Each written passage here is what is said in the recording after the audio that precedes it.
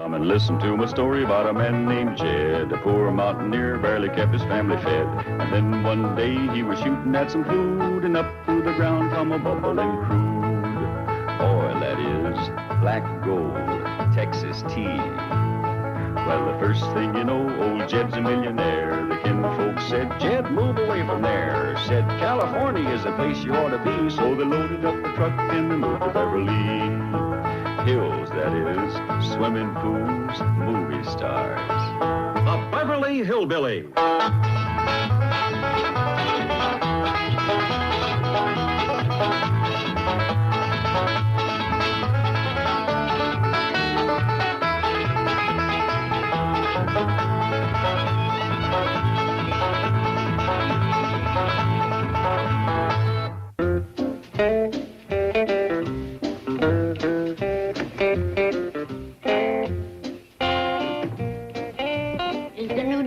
From my churn about ready? Pretty near, Granny, but I wish you'd give up churning when you're mad. We've been getting a lot of splinters in the butter lately.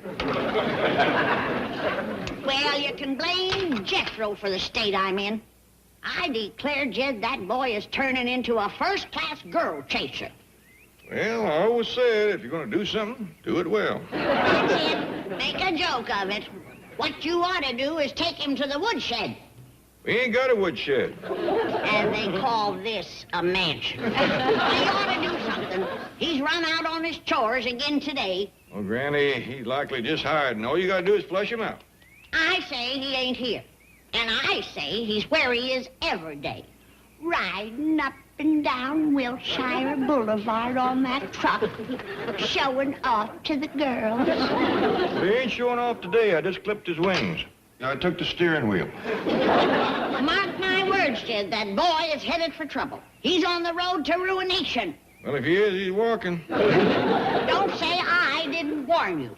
And it's you that give him the 3 keys to perdition. 3 keys to perdition? Fine clothes, fancy car, and 50 cents a week. And it's you that'll reap the harvest when the seeds of temptation is trampled on by the little foxes. Because as the rod is spared, so is the twig bent. And then the dancers has got to pay for casting the first stone. I don't know what she said, but she sure could stir up a camp meeting with it.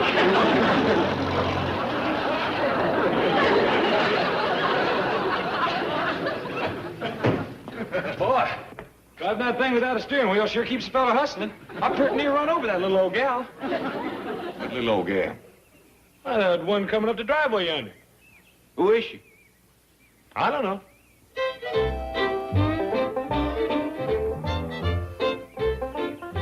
Howdy, ma'am. Howdy.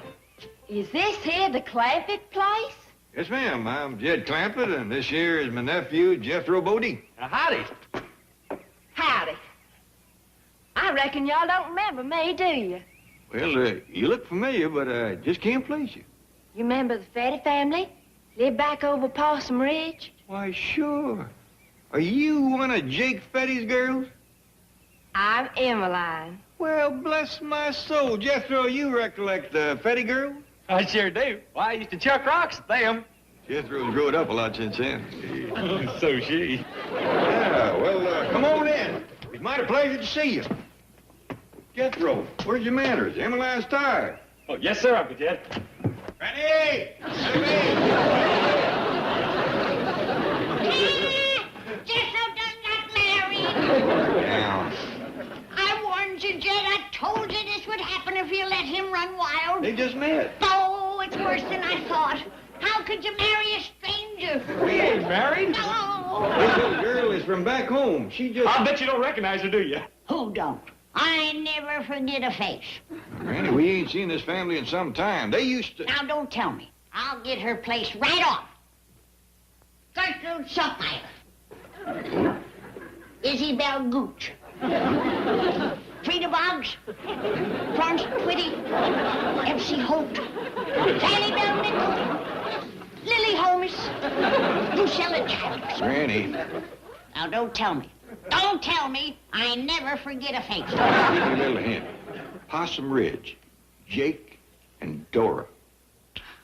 Of course. Dora Ridge. Dora Possum. This is Jake and Dora Fetty's girl, Emmeline. Why'd you have to tell me? I'd have got it. Honey. Thank you, Granny. Well, Jethro, let's get Emmeline settled up in the spare room next to Ellie Mae. Yes, sir. Speaking of Ellie, put her down. I meant take her things up to the spare room. Oh, now, wait. I just come by to make my handies. I don't aim to put my feet under your table. Hey, looky here. A cuckoo clock. Paul had me fetch this along to get me up mornings. He said the hotel might not have a rooster.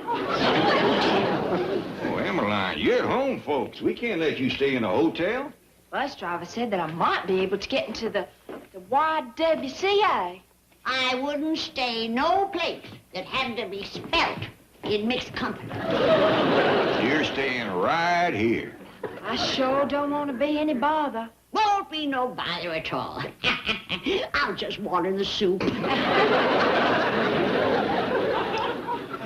Howdy. Ellie Mae, you recognize this girl? Now, don't waste your time, Jed. She ain't got my memory for faces. This is Emmeline Fetty from back home. Oh, hi there, Emmeline. Howdy, Ellie. My goodness, y'all sure wear short dresses out here. Oh, this here's what you call a beach jacket. Ellie, you're showing your skimpies. This is a bathing suit. A bathing suit? I reckon you ain't never seen nothing like that before, have you? I sure never. Back home, folks still takes a bath with nothing on. Well, Ellie Mae explained it to you. Ellie, suppose you take Emmeline up and show her that spare room next to yours and see if she's made comfortable. Sure will, Paul. Come on, Emmeline. Later on, we'll go swimming in a cement pond. Jed, how come Jake and Dora didn't write us their daughter was coming to California? Could be because they can't write. Why'd you come? Could be because they sent her. What for? Well, Granny, when you got as many young'uns as the Fettys, you don't need too big a reason for getting shed of one. They sure had a house full, didn't they? It is for a fact. You throw a rock on their roof, it looked like school was letting out. I declare, y'all so good to me, it's just making my head spin. I think I better lay down for a spell. What's that thing? Oh, that there's a telephone. Why, you can talk to folks that lives miles away from here on that. What'll they think of next? Well, I'll be back directly, Emmeline. Bye, Ellie.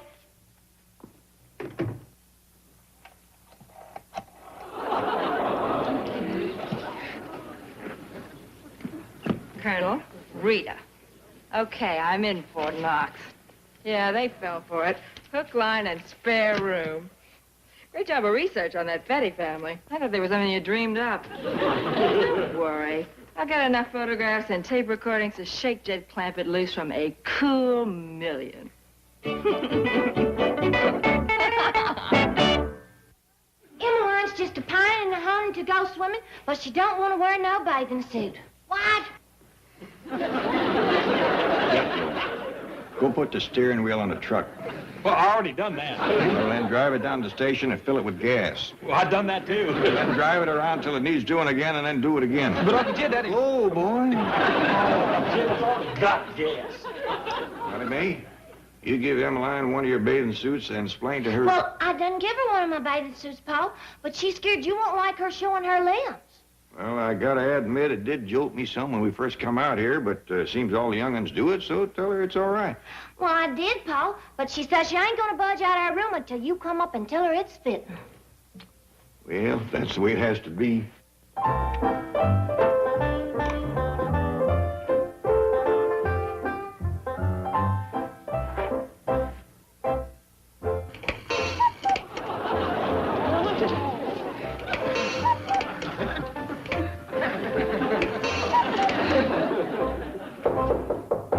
Who is it?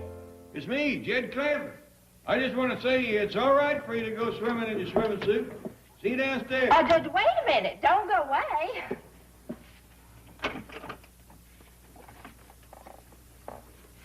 Oh, Mr. Clampett. It's you.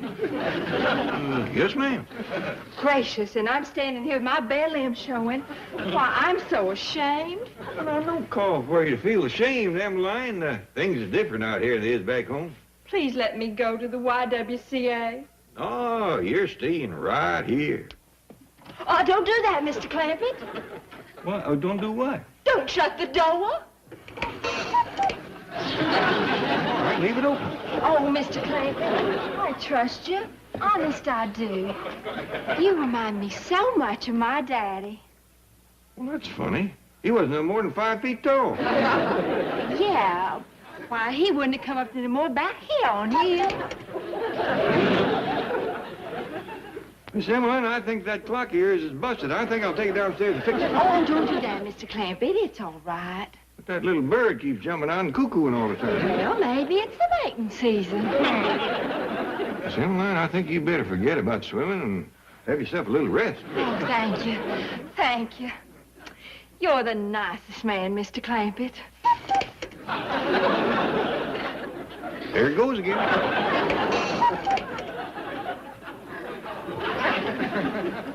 Miss Emmeline, I think you and that clock is both wound up too tight. Jed, what's taking you so long? Well, it's the mating season for cuckoo. What? Well, you see, that little bird kept jumping out of the clock, and Miss Emmeline said, never mind. Anyway, she ain't going swimming. Oh, yes, I am. Well, I thought you was all tuckered out. Not anymore. I feel like $1 million.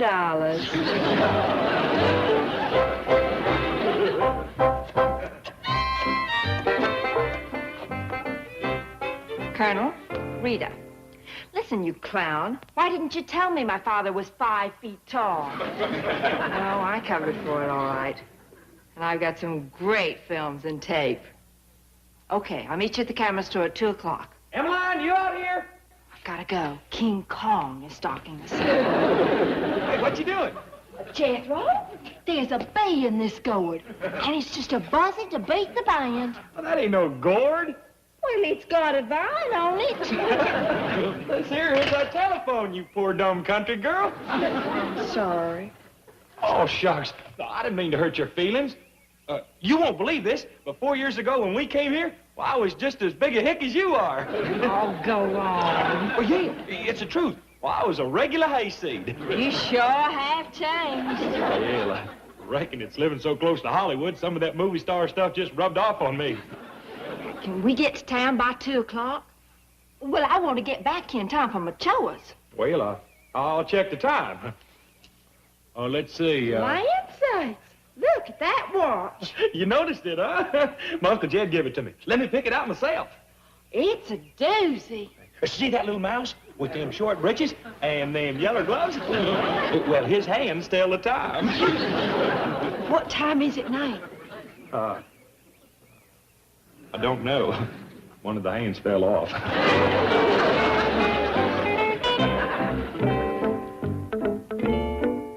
Excuse me, Chief. There's a Colonel Foxhall to see you. Has he got an appointment? No, but he says it concerns $1 million. He's got an appointment. Colonel. Thank you, my dear. Colonel Foxhall? Colonel Gaylord Meriwether Foxhall, at your service, sir. My pleasure. Sit down. Thank you. Well, I understand this concerns $1 million. Yes, I believe I am conservative in valuing the contents of this portmanteau at $1 million cash. Miss Hathaway, bring in a deposit slip. Oh, but I'm not depositing. I am withdrawing. What do you mean withdrawing? How can you withdraw if you haven't got any money in the bank? Yes, sir, but I believe Mr. Clampett has a great deal of money in your bank. And it's $1 million of his that I plan to withdraw. You a friend of Jed Clampett? I never met the gentleman. Miss Hathaway, what's the idea of letting this Southern fried phony in my office? An appointment? You said he had $1 million. Now throw him out. Mr. Drysdale, before you make any rash decisions, what does this look like to you? Like a wild old man after a sweet young girl. Exactly. Would you care to identify that wild old man? Mr. Clampett. Impossible. Yes. Here are some others you might care to peruse. They tell the sordid tale of a sweet, innocent country girl who was lured into the mansion of a Beverly Hills millionaire. Once inside, this frightened maiden pleaded to be allowed the sanctuary of the YWCA. But her pleas fell on deaf and decadent ears. Now, look, I don't... Thereupon, as these pictures so clearly illustrate, the sanctity of her boudoir was brazenly invaded by this backwoods Bluebeard. But Mr. Clampett did, my dear, and the scars upon the soul of this sweet, simple maiden can be erased only by time. Time and $1 million. Cash. This is out-and-out extortion, the old Badger game. I'm going to call the police. Mr. Drysdale, you do lack imagination. I believe, Mr. Clampett, you should be an officer in your bank. Well, Chief, you did make him vice president for a day. So, let's look at tomorrow morning's headlines. Commerce Bank officer in love with this scandal. Well, that's just a dummy newspaper. True. The real one will be profusely illustrated by these fascinating photographs. Wrong number. Oh, here you are, Uncle Jed. Can we have us that man-to-man talk? Sure, sit down. Well, what do you want to talk about? Emmeline Fetty. Can her and me get married? Married? Yeah, you see, she is crazy mad, desperate in love with me. It's kind of sudden, ain't it? I reckon. But you got to remember, she's just a plain, dumb old country girl. She ain't never seen nobody like me before. Said so herself. And, when did all this come about? When I was driving her into town and back. I didn't aim for it to happen. I tried to keep the lid clamped down on my charm, but something must have slopped over. And now she's crazy mad in love with you, huh? Is she ever? Why, all the way home, she kept trying to get me to drive to some out-of-the-way place where we could be alone. No fooling. Yeah, kept asking me to get lost. Boy, I don't believe I'd rush you into anything. But, Jed, she needs a husband. Well, that's an awful dumb girl. You know that cuckoo clock that needed fixing? Yeah? She took it to a camera store. You sure you want to marry a girl that dumb? Oh, it's all right, Uncle Jed. I'm smart enough for both of us. You should have seen her face when I told her that I graduated 6th grade. Well, that would carry weight with the Fetties. It never was long on learning. I think it was my cipher that really put a match to her heart and set her flaming with desire. Ciphered for her, did you? Uncle Jed, when I got to the multiplication table at 12, it like it drove her crazy. She commenced moaning, gasping for breath, and her eyes rolled back in her head. Good thing you didn't cipher no gazintas. She might have married you then and there. I'll go do something for her right now. Emmeline! Hey, Emmeline! Wait a minute, boy. We're just through. Come back. Emmeline! Oh, here you are. Hey, listen to this. A 5 goes into 5 once, 5 goes into 10 twice.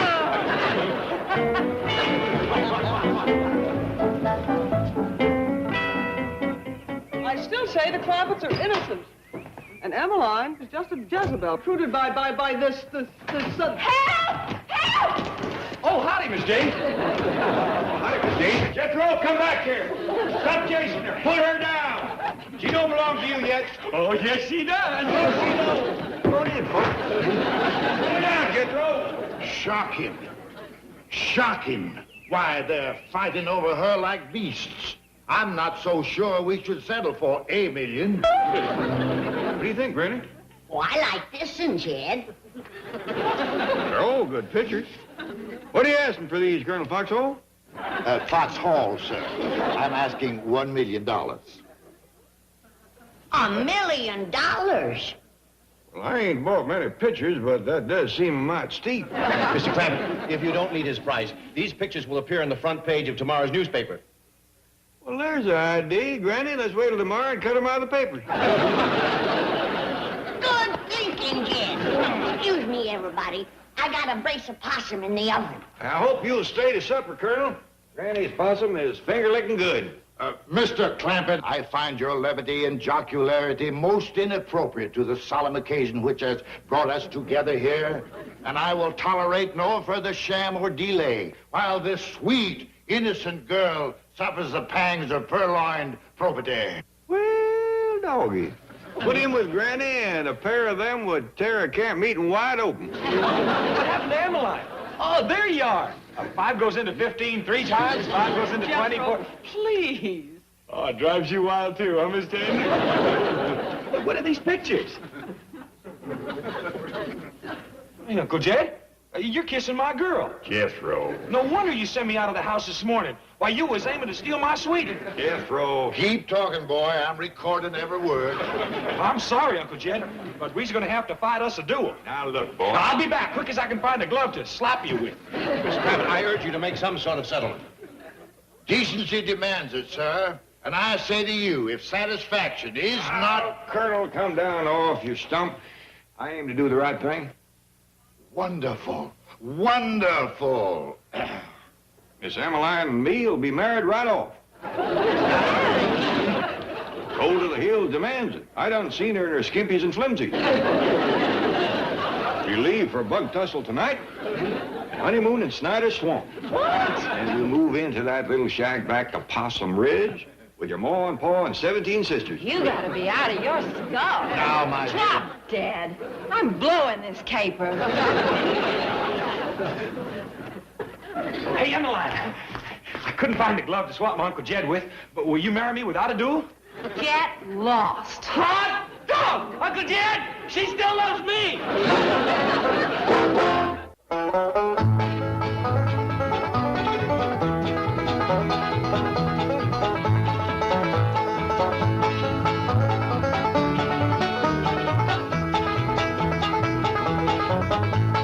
Now it's time to say goodbye to Jed and all his kin. They would like to thank you folks for kindly dropping in. You're all invited back next week to this locality to have a heaping helping of their hospitality. Hillbilly, that is. Set a spell. Take your shoes off. Y'all come back now. Here. This has been a Filmways presentation. Viacom.